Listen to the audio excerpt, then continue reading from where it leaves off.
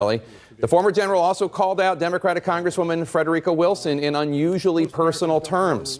Wilson is the one who shared with the media that the family of fallen soldier from Niger, Sergeant LaDavid Johnson, found President Trump's condolence call to them earlier in the week insensitive. It's a description that Sergeant Johnson's mother tells CNN is accurate. That's how the family took it. Now, Kelly took issue with the description of the president's call and his intentions. He thought it was anything but respectful, and he accused Congresswoman Wilson of having used a 2015 dedication ceremony to honor two fallen FBI agents to instead brag about how she was instrumental in getting the funding for the new FBI building, how she took care of her constituents because she got the money, how she just called up President Obama, and on that phone call, he gave the $20 million to construct the building. That's what John Kelly said Congresswoman Wilson claimed in that speech. Congresswoman Wilson said Kelly was lying about her. And breaking this afternoon, the South Florida Sun-Sentinel newspaper released the videotape of the Congresswoman's 2015 remarks. And it shows that Kelly's description of her remarks was simply not accurate. CNN's Jeff Zeleny is live at the White House. And Jeff, when a reporter pointed out just minutes ago that Kelly had gotten his facts wrong about this speech, White House Press Secretary Sarah Sanders said one of the most shocking things I've ever heard from that podium. She suggested that journalists cannot question generals. And not to put too fine a point on it, but that's not how we do it here in the United States.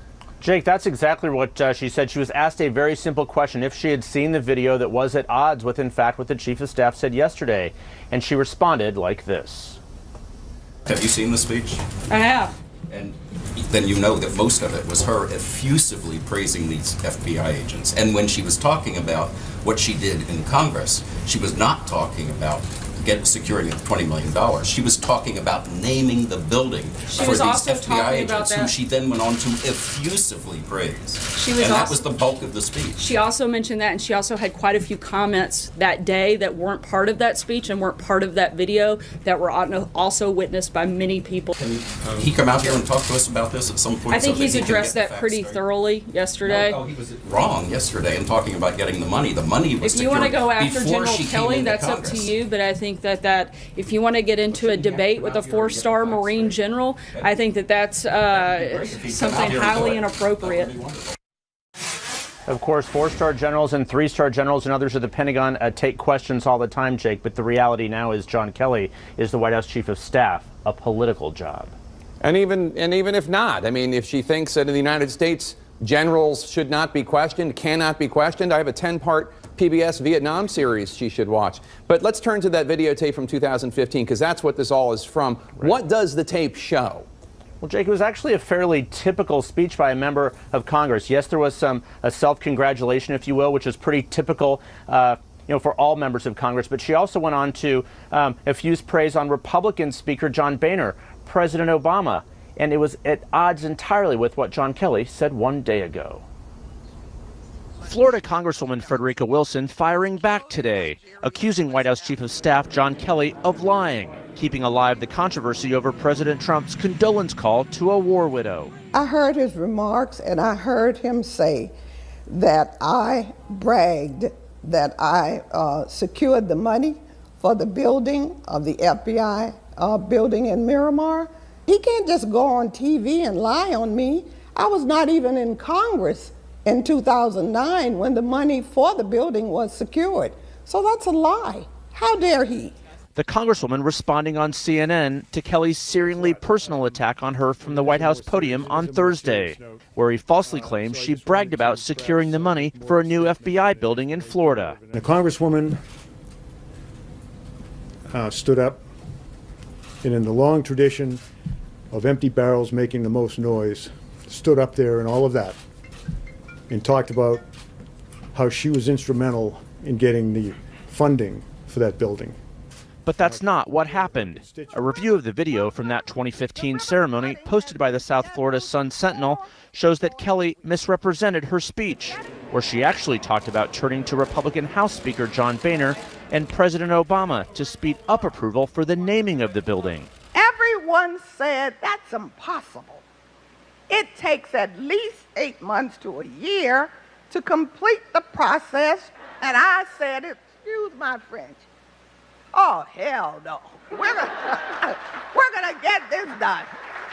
Kelly, who was in the audience for the speech, also didn't mention that the Congresswoman devoted a third of her remarks to honoring 2 slain FBI officers and effusively praising law enforcement officials. Will all men and women and first responders who work in law enforcement stand up now so that we can applaud you and what you do. Stand up. Kelly used the speech to discredit the Congresswoman for her criticism of the president's call to Myesha Johnson, the pregnant widow of Sergeant LaDavid Johnson. The soldier's mother, as well as the Congresswoman, accused Mr. Trump of disrespecting Sergeant Johnson by saying he knew what he signed up for. But Kelly blamed the Congresswoman for politicizing the call. It stuns me that a member of Congress would have listened in on that conversation. Absolutely stuns me. And I thought at least that was sacred. The president escalated the feud by blasting the Congresswoman on Twitter, saying, "The fake news is going crazy with wacky Congresswoman Wilson, who was secretly on a very personal call and gave a total lie on content." In point of fact, the Congresswoman knows the family, and the Gold Star wife put the call on speakerphone. Press Secretary Sarah Sanders said the White House wanted this debate to end, and then she added a new insult of the Congresswoman. As General Kelly pointed out, if you're able to make a sacred act like honoring American heroes all about yourself, you're an empty barrel. If you don't understand that reference, I'll put it a little more simply. As we say in the South, all hat, no cattle. So the conversation over all of this has not given any more information about the actual attack in Niger. The president, for his part in the Oval Office today, was asked if he authorized that mission. He did not answer, Jake. All right, Jeff Zeleny, thank you. We're going to have more on the attack in Niger later in the show, but let's chew over all of this with my panel right now. We have Phil Mudd and also Kirsten Powers and Alice Stewart. Let me start with you, Alice. I guess maybe to ears, I'm trying to assume the best intentions here. Maybe John Kelly remembered the speech wrong, and to his ears, hearing a congresswoman talk about how the process went by so quickly was inappropriate. But in her defense, she was telling the story, she said, because it speaks to the respect that our Congress has for the FBI and the men and women who put their lives on the line every day. She said that. She told this whole story about how quickly the process went through because we have so much respect for the FBI.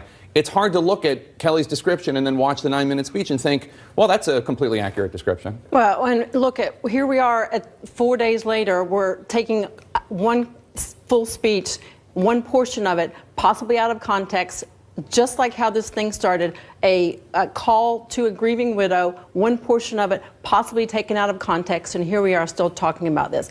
I do want to say this. The big story today is the response from the White House with regard to asking about this clarification. I do think it is highly inappropriate to question a 4-star general if you are a cadet in basic training. That being said, just to clarify, only if you're a cadet in basic training is it inappropriate? Absolutely. He is now the chief of staff for the White House. He was put out to address the media yesterday and answer these questions. Some of what he said needed some clarification. I think it was highly appropriate for the media to follow up and ask him to clarify this. The bad thing is, here we are chasing down this rabbit hole, food fight, as you say, when we should be honoring the 4 fallen. We should be honoring these men who gave their lives for this country, and we should be trying to find out what exactly happened in the situation instead of this back and forth, he said, she said, about things that really are not important in the grand scheme of things. Phil Mudd, your response to Sarah Sanders suggesting that it's inappropriate, highly inappropriate to question a 4-star Marine general. Dead wrong on 2 fronts. Number one, let's go back to what happened in Iraq after the invasion and going into the insurgency. If a 4-star general had gotten out at that point and said things are going great in the midst of the descent into hell in Iraq, what should we have said? You get a pass because you're a 4-star general? Let's transition quickly. We have a 4-star general who became the chief of staff of the White House. He came out publicly and made a political statement in support of a Republican president to attack a Democratic congresswoman. That's not what 4-star generals do. No 4-star general in the Pentagon would ever do that. And he still gets to be not fair game for people like me. No how, no way. And I'd be surprised if he said that. If he did, I got one question for him. Why the heck are you talking from the White House press podium?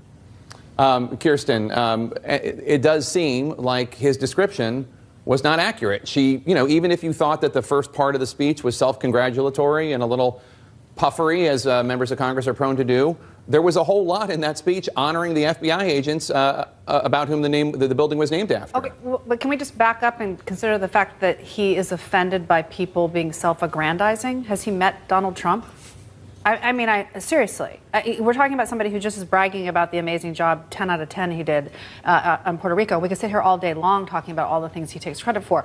What is so offensive about, even if she did take some credit for it, and that causes him to call her an empty barrel? This is a woman who's actually, and look, and I've actually been critical of her releasing the information about the call. We could talk about that separately. But if you're just going to look at her as a person in her community, she's a hero in her community. I mean, she's somebody who is mentoring African-American men, including the fallen soldier in this case.